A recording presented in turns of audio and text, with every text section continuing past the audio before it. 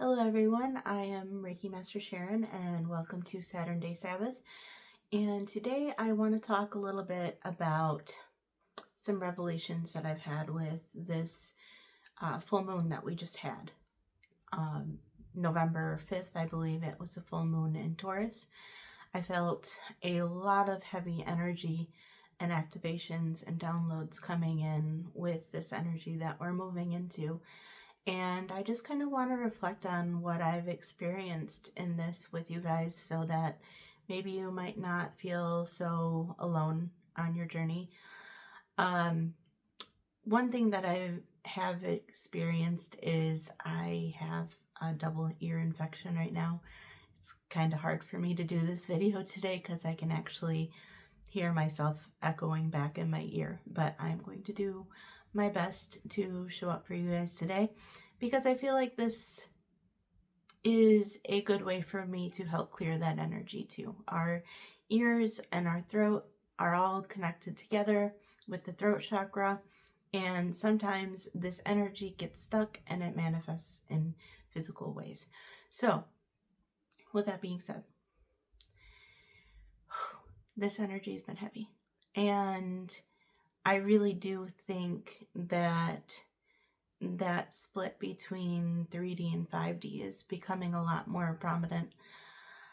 And I think as we continue to grow and evolve consciously, doing our own inner work and inner healing, that we are also becoming more magnetic, more vibrant, a brighter light for those who are still kind of stuck in that darkness, trying to transmute that heavy energy, still kind of stuck in that victim mentality.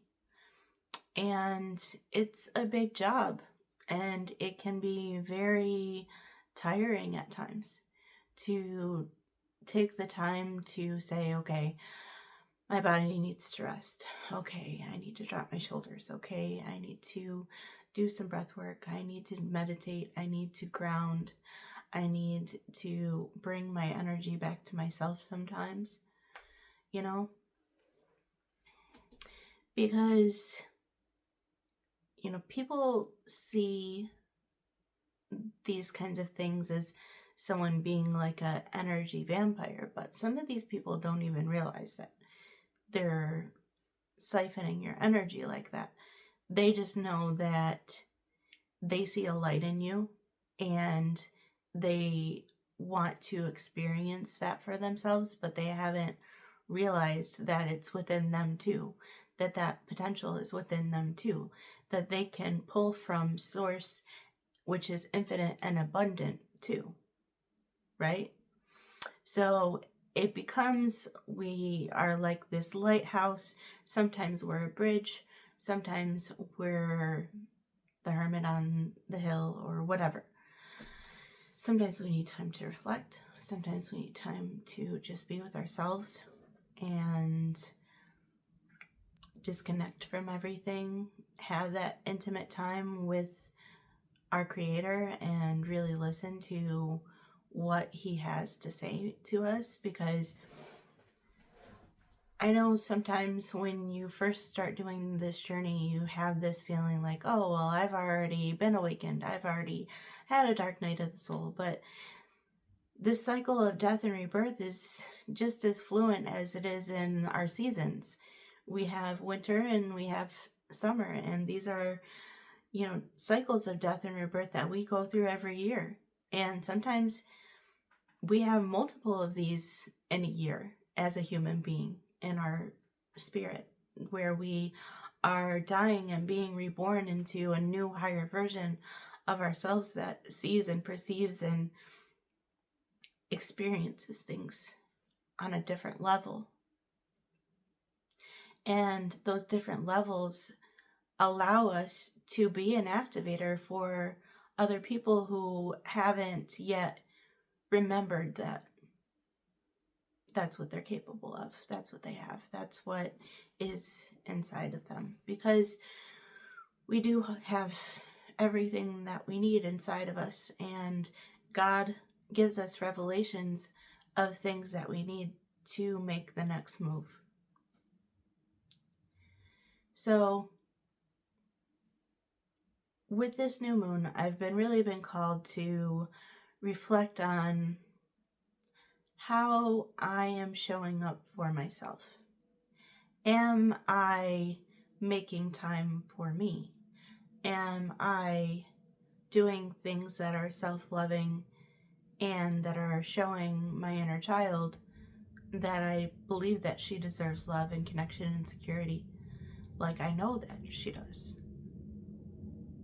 Am I allowing people to overstep boundaries because I'm afraid of rejection, or afraid that if I say something wrong, or if I act too emotionally, or if I am too much, that these people are going to vibrate out of my reality? Why is that a fear? Because if someone is going to vibrate out of my reality, then are they truly aligned with me in this moment? It doesn't mean that they can't come back. It doesn't mean they can't go on their own healing journey. It doesn't mean they can't do their own work. It doesn't mean that they can't reach out to me in 3, 4, 5 years and be in a place that is more aligned with the work that I've done to maintain this energy, right? It's not abandoning them, because we are always connected to each other in spirit. We're all one with God. Every living thing has God energy in it. So I think that was a big thing too, is I was afraid that like abandoning them is going to make them feel like how I felt. But we deserve relationships that are reciprocating and balanced and harmonious and bring joy. We deserve to go out and have fun and experience life. And sometimes that experiencing life thing, it can be a little hard. It can be a little sad. It can be a range of emotions. And we're here to experience it all, because once we leave this physical body, we're one with God, or we're kind of lost and have to redo it all over again. So I want you to ask yourself, how are you showing up for you? What healthy boundaries have you put in place to protect you from people who may not be doing the same inner work and inner healing that you're doing? And are we able to express that in a loving way? You know, I think a big thing is people think that relationships have to be some kind of manipulative game. That if someone isn't talking to me, well, I just won't talk to them. I'll make them chase me. And I feel like this is a very manipulative dynamic. And is it really getting you the results that you want?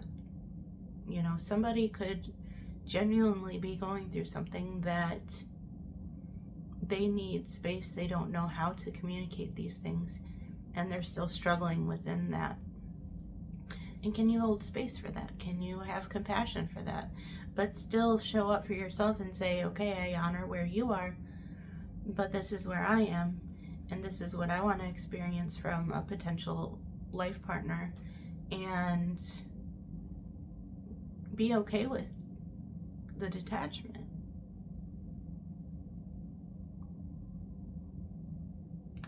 And to be okay with the fact that not everyone's going to show up for you. But there is security in knowing that you show up for you.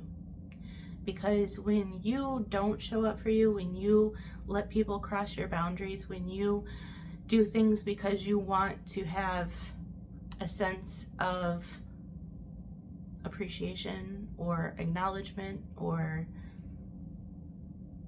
just knowing that you're there. Like, you should know that you're already worthy. You should know that you already deserve this.